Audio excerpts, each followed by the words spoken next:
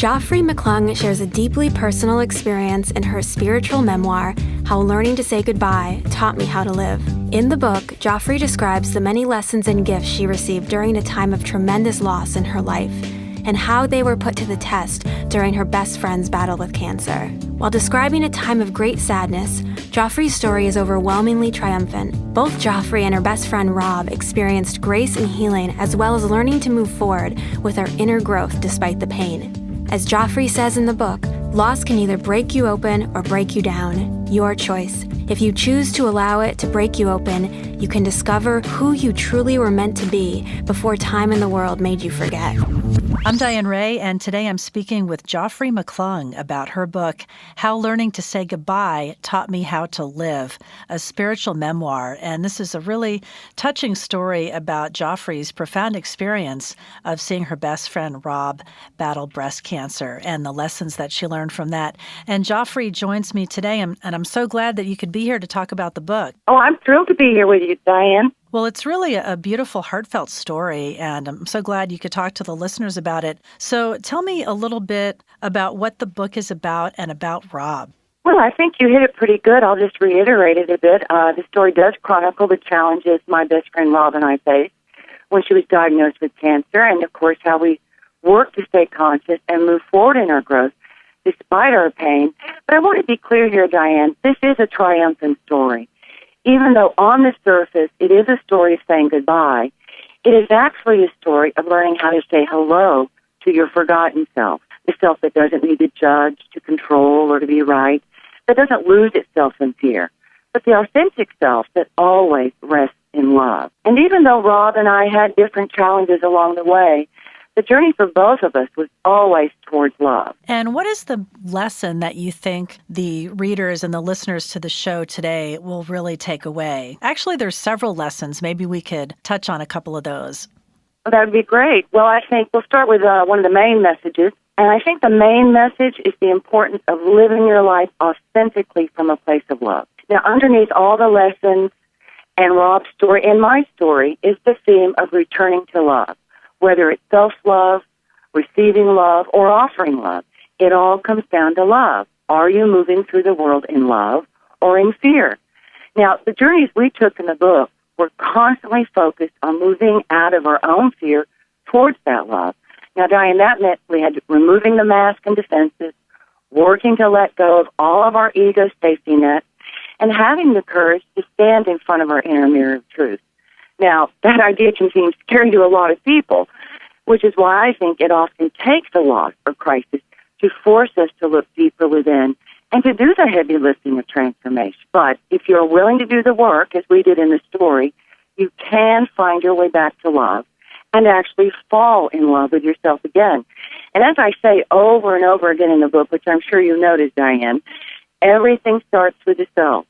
When you truly love yourself, flaws and all, you will open yourself up to receiving as well as offering that same love to others. And I think forgiveness plays a big part as well. And I was especially touched reading of Robb's working through reconnecting with her family, and there must have been a lot of forgiveness involved in that. Oh, there was a lot of forgiveness of yourself. Again, everything starts with the self, and Robb had to forgive herself a lot of false notions, a lot of false beliefs and lies she had believed, and having the courage to reconnect and finding the truth again took a lot of courage, but opened her heart wide open.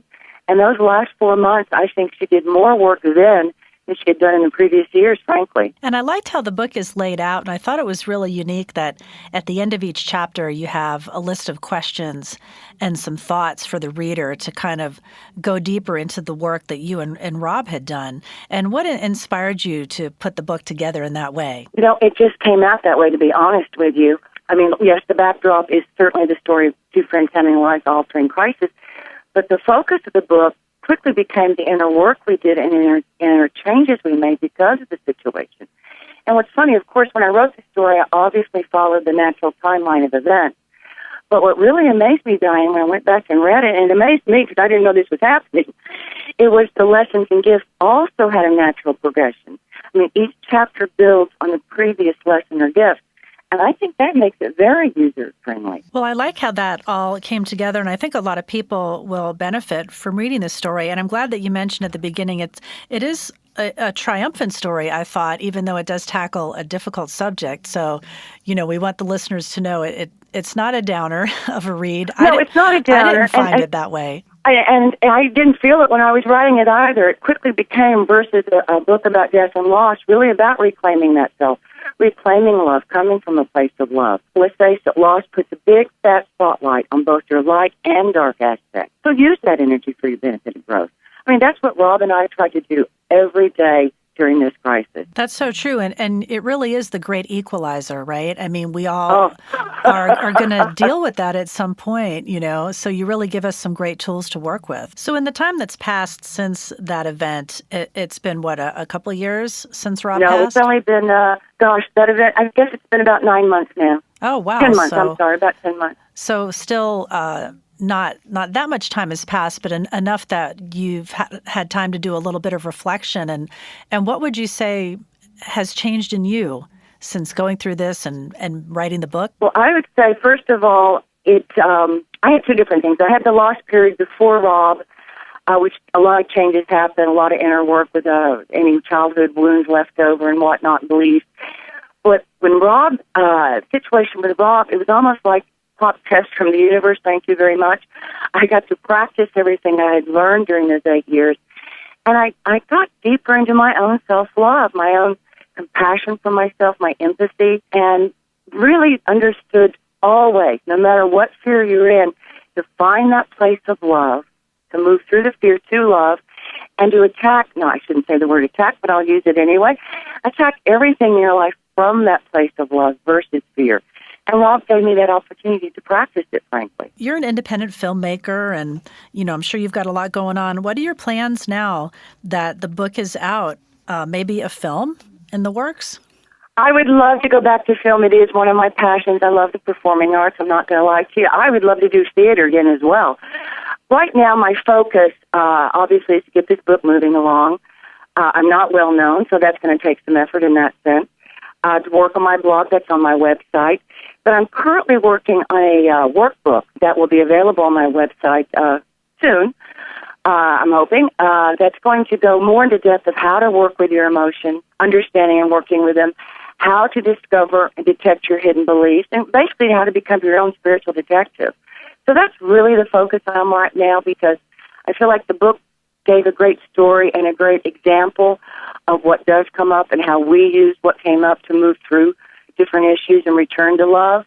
And the workbook will aid people in understanding, again, emotional work and belief work, which I think is very, very much important. That sounds great. Now, I'd like to direct people to get in touch with you, maybe if they want to share a story or have questions. So the best way, would that be your website? That's my website, JoffreyMcClung.com, www.JoffreyMcClung.com. And you can leave comments or questions there for me concerning the book, or any questions you have about your own life. I do write a blog there about different things. So I'd be thrilled to communicate with readers and people on the internet. It would absolutely be wonderful. Well, I urge people to go to the site and check it out and pick up the book. It really is a beautiful story. I really enjoyed it. How Learning to Say Goodbye Taught Me How to Live, a spiritual memoir by Joffrey McClung. And thank you so much for joining us today. Well, thank you for having me. I'll leave your listeners with one last thought. Always remember, you must let go of what was to experience what can be. So don't let fear stop you.